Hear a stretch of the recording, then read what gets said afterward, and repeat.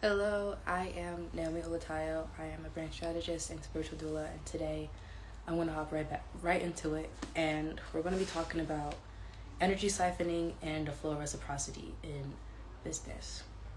Now, if you are, honestly, anywhere, you are very familiar with energy siphoning, whether it is a narcissistic parent triggering you so they can get your response, or it could be your job overworking you and underpaying you. Those are all forms of energy siphoning. So essentially, energy siphoning is when there is a lack of reciprocation between two people.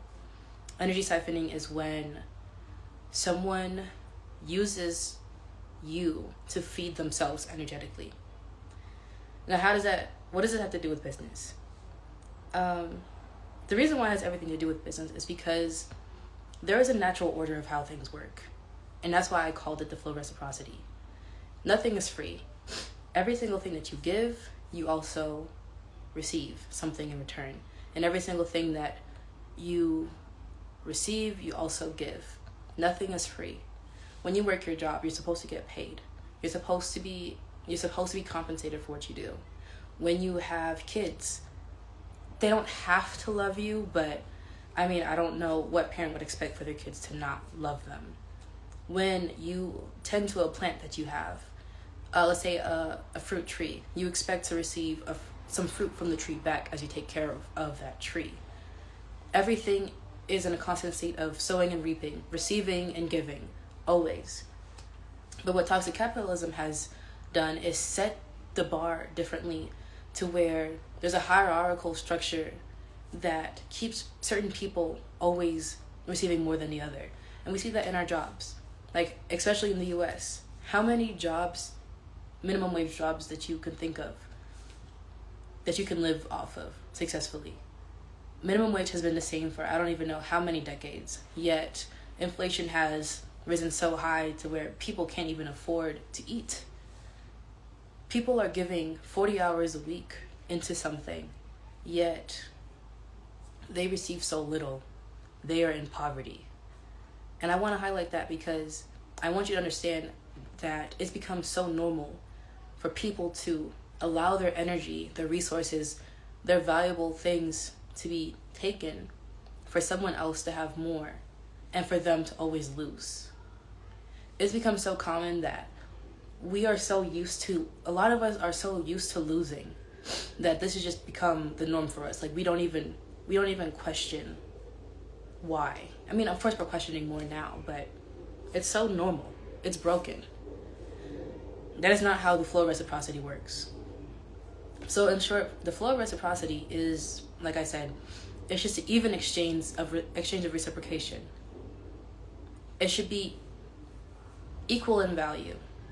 Maybe not to the most explicit sense, but when there's proper reciprocation, everybody wins. There is no one who receives more than the other. Even if somebody sets things up to where, like, it's their company, they're probably going to benefit a little bit more than you ever will, but what you invest as an employee into their company doesn't require for you to lose or for you to not have as much. When you lack reciprocity in your life, like your energy gets taken, you lose the life just kind of drains from you. Like, even just think about it in your job. Like, how often have you just slaved away and then just got let go without any warning? Doesn't that kind of sting and hurt?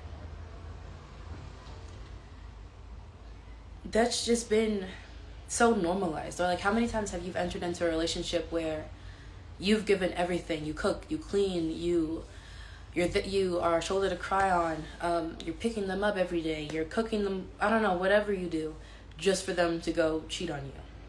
You see how the exchange doesn't add up? Yeah, we're so used to receiving so little, or we're used to just expecting so little. And especially in business, we're so used to doing so little and positioning ourselves almost just as like a entity that just kind of takes and takes and takes. Especially with brands today and businesses today. Look at how many of them are laying people off. Look at how many of them are raising their prices and lowering the quality. I know Zara is infamous for that, especially with their present rebrand to be a little bit more luxury, to be a little bit more high end. Why am I going into the store and buying something that is 50% polyester for like $99? You see how that doesn't make any sense? And that's just how things are.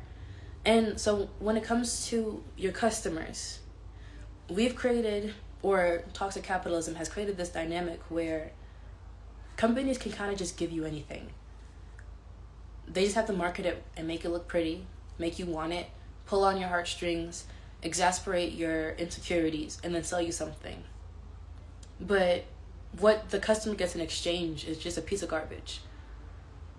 I think of Shein, I think of Fashion Nova a lot, and yes, I think it's great to have pieces that are affordable. I think it's great to have things that everyone can afford. But at the same time, do you see how the customer loses in a lot of ways?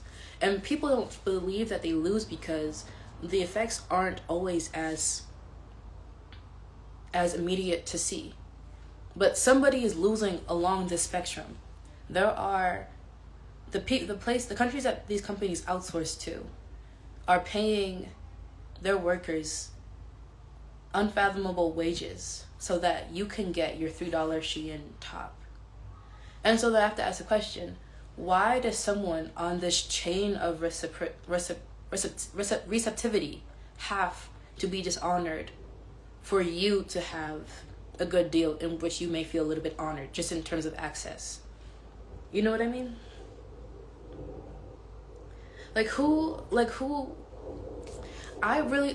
really winning at the end of the day? Like, yes, you got your cheap shirt, but that's not going to last you that long. And also, this company has put you on a wheel or cycle of constant purchasing and exasperating your insecurities and making you feel like you have to have more and more and more and more. They feed to your ego. They feed to your lack mentality. They feed to your inability to your lack of connection in your life, your lack of community in your life, and they feed off of that, and that makes them millions and billions. But what are you left with? A piece of polyester?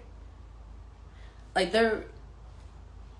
it's a clear loser in this, and it's not us. And for my founders, a lot of us have replicated this model that a lot of larger companies are doing, thinking that it will cause us to win. And I guess if that is within your scope of values, maybe you will win. Maybe you'll get to Shein status and feel everything you've ever wanted. But I know for the people that I work with and the people that I serve specifically, they've been given visions and their womb has been filled with the blueprints for this company that is not meant to have somebody be dishonored in the process of receptivity. And the flow of reciprocity is supposed to be forefront for them. Now, typically in the old flow of reciprocity, like what I was talking about, you have a bunch of customers and they pour into this company, in this business, and then they receive a product that's not that great. And I'm thinking of like skincare.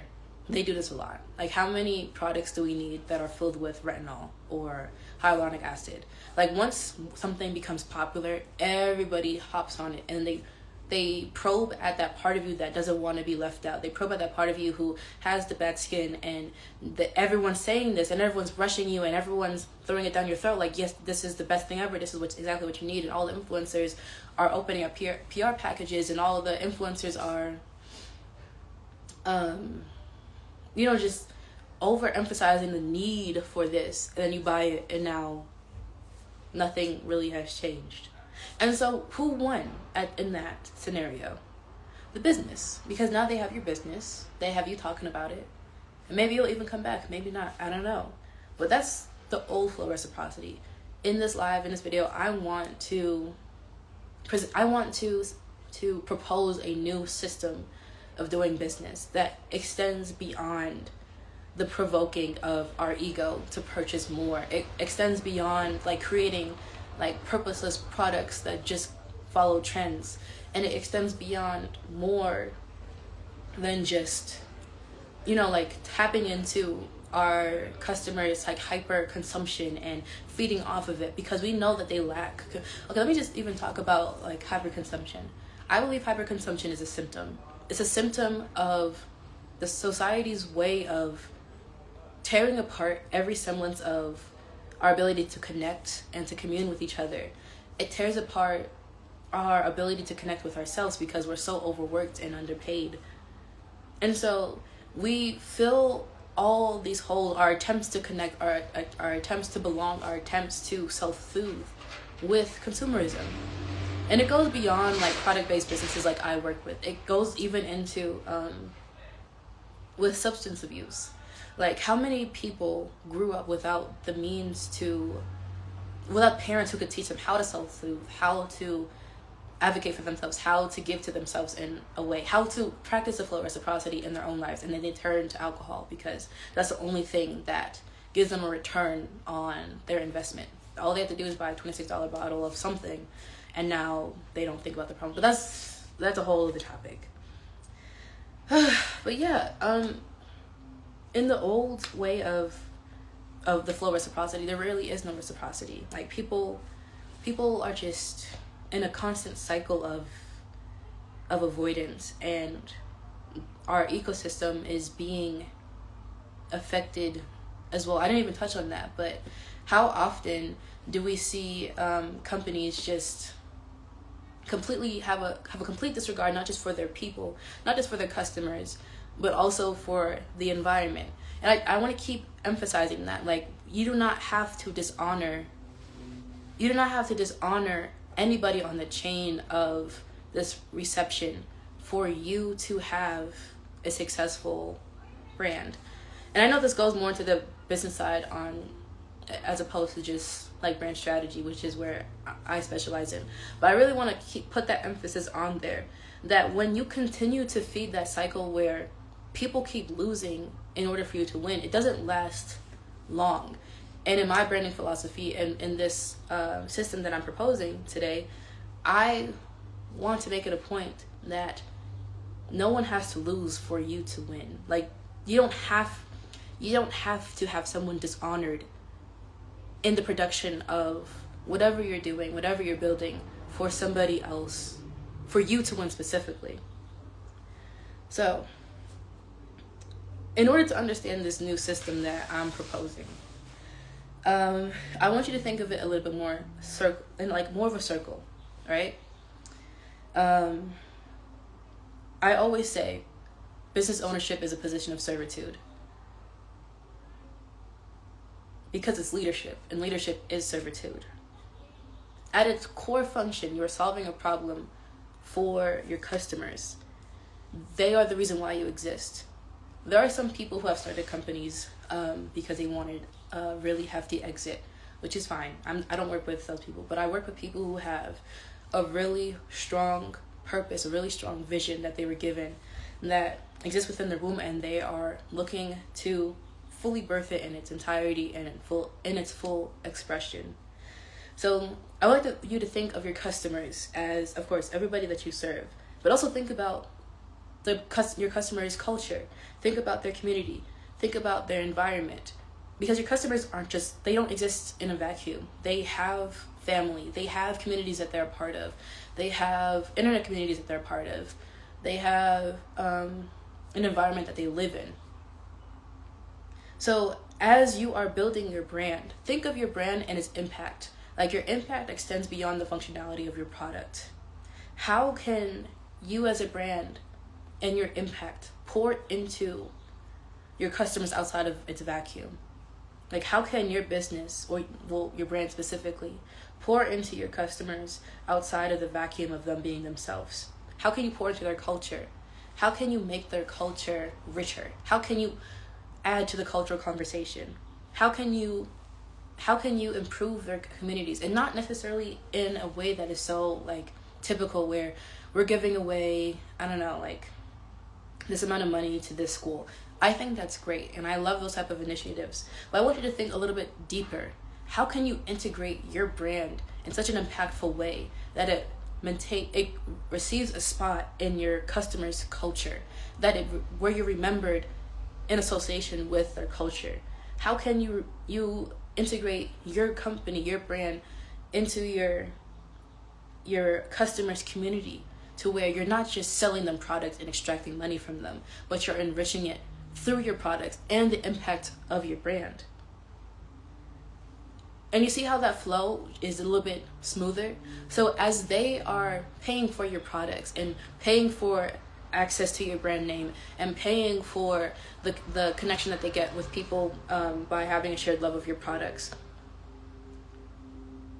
you are receiving money, and they're receiving something in return beyond the functionality of your products. Like in my branding philosophy, your customers should always be receiving something more than just the pure function of your products.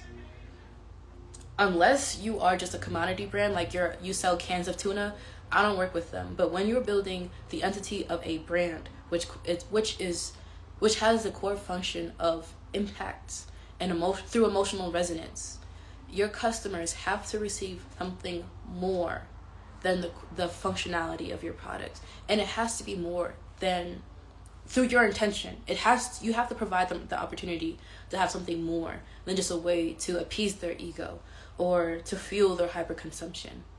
And that is how you're going to make the flow reciprocity even. And that is how you're going to be remembered deeper and for longer, and to solidify yourself in their communities, in their culture, and in their environment. And on top of that, through their investment into your products, they are also by proxy investing in your vision. Like, I know you have a vision that is dreams of worlds or new systems or way of doing things or new standards of excellences in your industry. And through this flow of reciprocity, your customers investing in a product for themselves gives them the opportunity to invest in a vision that supports them as well. Because remember, you exist to solve people's problems at its core of business, and your brand exists for impact through emotional resonance. Who are you impacting, and what problem are you solving? You're solving communities' problems. You're solving culture's problems, and you're solving environment's problems. And if you truly are maintaining that standard as a brand, every transaction funds this vision. And it no longer just kind of pulls up into one person's pocket or a couple people's pockets. And customers are kind of left dissatisfied because they bought something from Gucci. I don't know if Gucci, I can't remember which brand it was, but there was some luxury brand that had, they were selling like t-shirts or like a jacket, and it was polyester.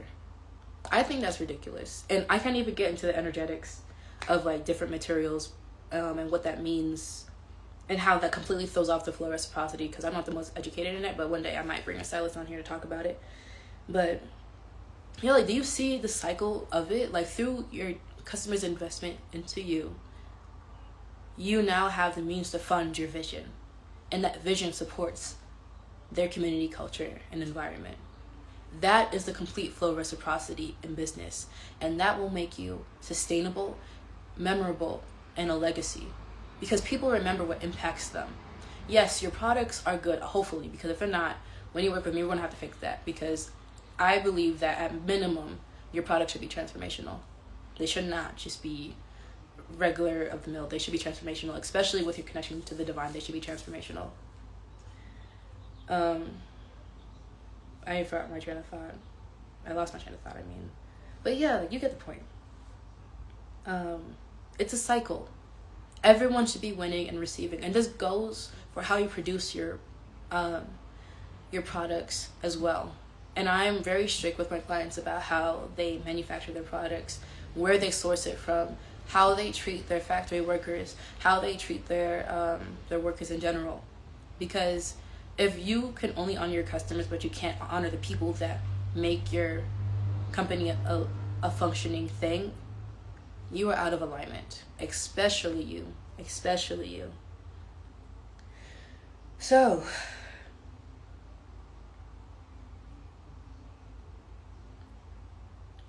like, just imagine a world where the standard is a healthy flow of reciprocity, where everybody wins, where you think ahead in the cycle to know that everybody is honored, to know that you are giving your customers something that is truly impactful to them and their embodiment.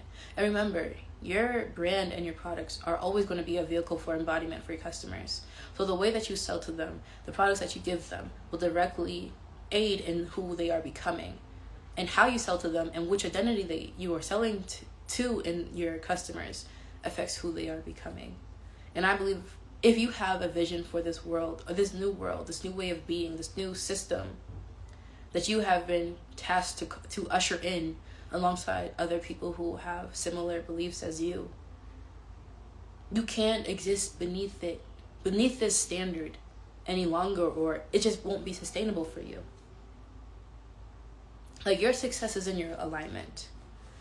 And you already know this. You were never meant to just throw some things together just for the sake of profit. I personally believe, and I believe this is the truth for the people who specifically have been given their vision for their companies from heaven, that when you build an alignment and when you fully materialize this vision that you have and the company that you have, the success is imminent. You don't have to think like, oh, how can I make the most money? The most money is already due unto you. And that's why I love brand strategy so much, because it leaves, when you know that the finances are taken care of, all you have to focus on is yourself, the structures you build, and the creative expression of your brand. There's so much freedom for you because there are no competitors in this. There's nobody who can create what was placed in your womb to be birthed on this earth. There's no one who can copy you or do what you do, because it is innate to you. It is you. It's your reflection.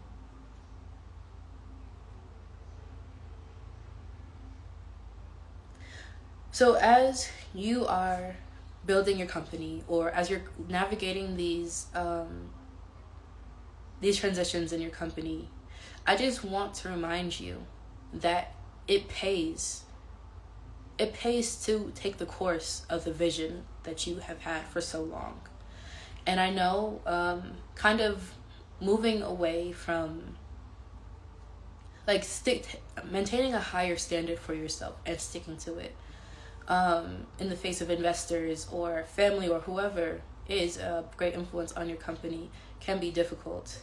Even if you are somebody who values a system like this, there could be more room for you. You could be feeling this nudge to just market a little bit differently than what everyone else is doing right now, or sell a little bit differently than what everyone else is doing right now, or even selling and marketing in such a way that may not guarantee you fast scaling, but it guarantees you a super sturdy foundation that will lead you on the path to becoming a legacy brand 10, 15, 30 years down the line, which is what you started for. I know there are a lot of people who start especially like D2C companies and things like that, like really fast, and their goal is to have like a really fast exit. If that is you, I am not the strategist for you. I don't work with people who have that goal, which is nothing wrong with it.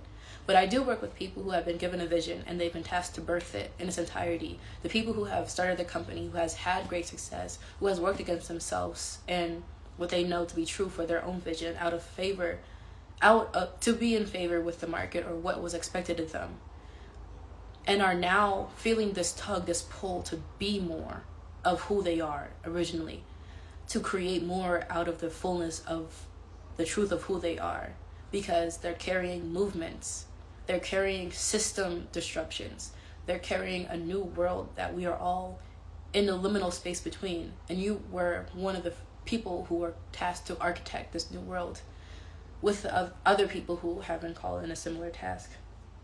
Those are people I want to work with, and this is who this system is for, because right now we see it, but we don't really see it. Not a lot. A lot of people have built their brands outside of that type of alignment, and a lot of them are still building up the momentum to make the type of impact that they've been called to build.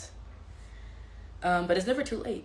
It really is never too late, and I would love to support you through that process of realignment. If this video has resonated with you at all, if this video has sparked a sense of affirmation, and you've found yourself saying like, yes, that's exactly what I want to do. If you are somebody who truly believes in the impact of your brand and you want to exasperate it and bring it to life even more through your brand's realignment with the vision that you originally had, that God gave you, I may be the strategist for you. I am Naomi Olatayo. I'm a brand strategist and spiritual doula, because I don't just build strategies that align with the vision that God gave you. I walk with you to birth it out in completeness and in integrity. If you would like to work with me, DM me and we will set up a call to see the best way we can partner together. Anyways, with that, that is today's live. Thank you for stopping by, and you're going to see me again real soon. Bye.